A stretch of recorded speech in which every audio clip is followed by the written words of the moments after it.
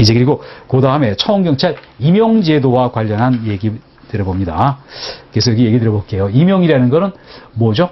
일반적인 의미로 얘기를 했을 때는요, 신규 채용되는 것도 임용이고, 그리고 그 사람 여기 승진하는 것도 임용이고요. 전보, 뭐 파견 이런 것도 각각 임용이에요. 그런데 여기서는 주로 어떤 쪽으로 포커스를 맞췄습니까? 신규 채용 쪽에 관련되는 그런 얘기를 다뤘다, 이렇게 얘기를 드려봅니다. 그런데 청원경찰 임용할 때 누구한테 임용권이 있는가, 또 그리고 누구한테 임용 승인권이 있는가, 이렇게 두 가지로 나눠졌다는 거죠. 그래서 이것도 나눠봅니다. 여러분께서 한번 이렇게 볼게요. 엄밀하게 얘기하면요, 임용이라는 거는 어떤 공무원들에 대해서 채용하는 것을 임용이라고 얘기를 드려요. 그래서 뭐 공무원 임용됐다는 얘기를 많이 들어봤을 겁니다. 그렇지만 청원경찰은 엄밀하게 얘기하면은 공무원은 아니잖아요. 그렇지만 어떤 경비구역 안에서 제한적인 그런 어떤 경찰 직무를 수행한다. 그리고 일정한 범위 내에서 신분과 급여를 맞춰준다, 보장해준다. 그러다 보니까 청원경찰에 대해서 임용이라는 표현을 썼다, 이렇게 보도록 합니다. 그러면서 청원경찰에 봅니다. 임용주체라고 얘기했죠. 주체인데 이거를 다른 말로 하면 뭡니까? 임용권자를 얘기하는 거죠. 합리적으로 제가 얘기를 드려볼게요. 청원경찰은 누구한테 소속돼 있고 누가 보험급을 줍니까? 청원주한테 소속돼 있고 청원주가 보험급을 주죠. 그러니까 당연하게 이 임용권은 청원주한테 있어요. 근데 여기서 끝나지 않고 문제는 뭐냐면요, 청원경찰은 경찰의 감독을 받는다는 거 아닙니까? 그리고 하는 업무가 일정 부분 제한적인 경찰관 직무를 수행하고 있다. 그러다 보니까 지방경찰청장이 일종의 조금 간섭을 할 필요가 있어요. 여기서 나왔던 게 임용 승인 주체다, 이렇게 얘기합니다. 임용 승인 주체.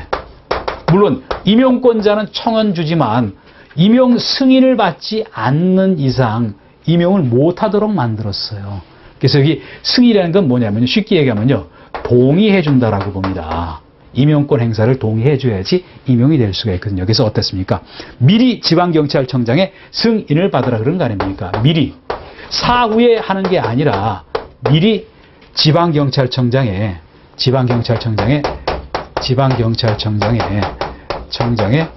승인을 받으라 그랬어요. 승인이라는 건 동의하고 같은 의미라고 얘기했죠. 그래서 봅니다.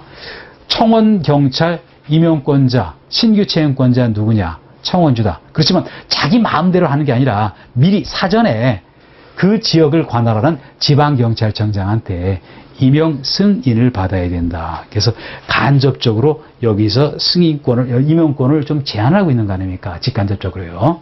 뭐 그런 얘기였고요. 그리고 그 다음에 박스 안에 있는 것도 보세요. 여기 어떤 얘기냐면요, 청원경찰법이 3단으로 되어 있다 그랬죠. 법, 시행령, 그리고 시행규칙. 시행령은 대통령령이라 그러죠. 시행규칙은 뭐라 그럽니까? 부령, 행안부령이거든요. 그래서 보니까 어떤 세부 집행, 세부 집행과 관련해서는 대통령령, 또 행안부령으로 정했다. 근데 어떤 거는 대통령령으로 정한 경우가 있고, 어떤 거는 어떤 행안부령으로 정한 경우가 있어요. 근데 문제는 뭐냐면요, 뭐 이거를 물어보는 문제가 시험이 몇 차례 나온 적이 있다는 거 아닙니까? 그래서 일정 부분은 좀 정리하실 필요가 있어야 돼요. 그래서 여기 봅니다. 어떠냐면요, 청원경찰과 관련해서 봅니다. 청원경찰과 관련해서 임용자격. 아무나 임용이 될 수가 없다. 그리고 또 뭐가 있죠? 어떤 방식으로 임용하는가? 임용방법. 그리고 또 청원경찰의 교육, 그리고 보수 이런 거는 어디서 정한다라고 얘기를 했습니까? 대통령령으로 정한다라고 얘기했잖아요. 대통령령으로 정한다. 대통령령이라는 거는 쉽게 뭐였습니까? 청원경찰법 시행령을 얘기했잖아요. 시행령으로 정한다라고 얘기했어요. 그래서 여러분 봅니다. 아무래도 임용자격, 임용방법, 교육보수는요, 아주 세부적인 것보다 조금 비교적 어떤 큰 틀에 가까운 내용이다. 그러다 보니까 행안부령이 아니라 대통령령으로 정한다라고 여기 봤고요. 그리고 다음 봅니다. 그 두 번째 보시면은 임용 자격에 대해서 언급했잖아요. 임용 자격에 대해서 언급했다. 그래서 임용 자격에 대해서 언급했는데요. 그런 소입니다. 여기 뭐라고 나왔냐면요.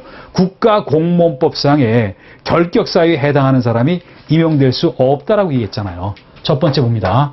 첫 번째 보시면요. 공무원법상의 어떤 그 공무원 어떤 임용 결격 사유가 있어요. 결격 사유. 여기에 해당이 되잖아요. 해당되면 임용을 할 수가 없다는 얘기예요. 이 의미를 여러분 저하고 같이 한번 얘기를 들어봅니다. 뭐냐면요. 청경찰이 공무원은 아니잖아요. 그렇지만 그 청경찰이 하는 업무는요. 어떤 경찰관 직무의 일부를 수행하고 그리고 어떤 여기 일정한 경비구역 안에서 근무를 하면서요. 국가 중요시설 안에서 근무를 한다. 그러다 보니까 엄격하게 국가공무원법상의 결격사유에 해당되면은 임용 못하도록 막아놨어요. 그리고 그 밑에 박스에 나오는 거는요. 국가공무원법상의 결격사유를 언급을 한 건가 아닙니까? 물론 여기 있는 거는요. 옳고 그름이라든지 의미를 정리를 하셔야 될 것 같아요. 첫 번째 뭐라 그랬죠? 첫 번째 보시면 이랬는데요. 피성년 후견인 그리고 피한정 후견인 여기에 해당되는 사람은 결격사유다. 쉽게 얘기하면 피성년 후견인, 피한정 후견인은 누구를 말하는 거냐면요. 어떤 행위 무능력자를 말하는 거예요.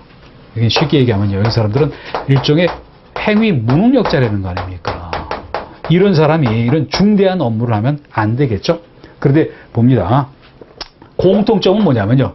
질병, 노령, 장애 등에 의해서요. 장애 이거로 인해 가지고 이랬어요. 어떤 사무 처리 능력, 사무할 처리 능력이 여기 지속적으로 결여가 되어 있거나 지속적으로 결여. 또 이게 뭐냐면요. 이런 게 부족한 사람입니다. 지속적으로 결여되어 있는 사람을 피성년 후견인, 물론 법원에서 선고를 받아야 되고요. 개시 선고를 받아야 되고요. 또 요게 부족한 사람을 피한정 후견인이라고 얘기한다는 거 아닙니까? 물론 이런 세부적인 거를 물어보는 시험은 안 나오고 한 요 정도 선을 물어본다 이렇게 얘기를 드렸고요.